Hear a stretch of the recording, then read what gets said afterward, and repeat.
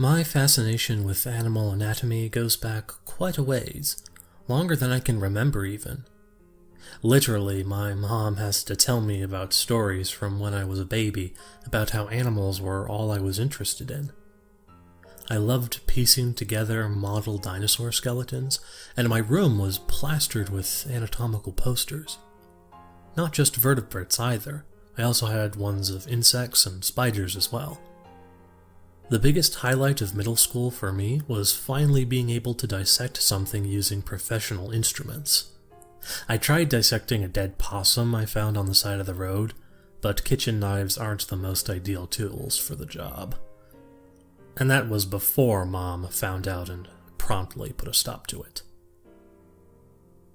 I believe that my annual Thanksgiving tradition started when I was 11 or 12. Before dinner started, I'd get to the front of the table and announce to everyone not to throw away any leftover bony parts they had, and instead put them into a pan by the trash bin. It was a hassle making sure people complied. I forsook pumpkin pie in order to make sure that no bones made it into the garbage. Once everyone went home and my parents had gone to bed, I dumped all of the remains into a pot of boiling water and waited for as much of the meat to fall off as possible. Once that was finished, I took what was left and put them all onto a plate, and took the plate into the living room.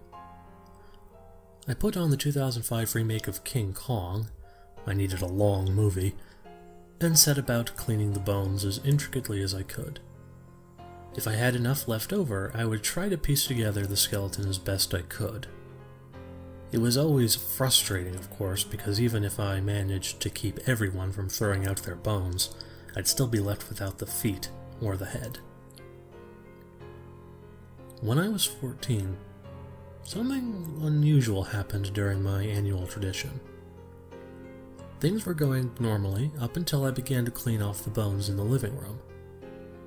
I didn't notice it at first due to a combination of being distracted by the movie and the exhaustion of the Thanksgiving holiday, but at around 11:30 or so, I looked at what I had been cleaning and couldn't help but notice that there was an extra leg bone mixed among the rest.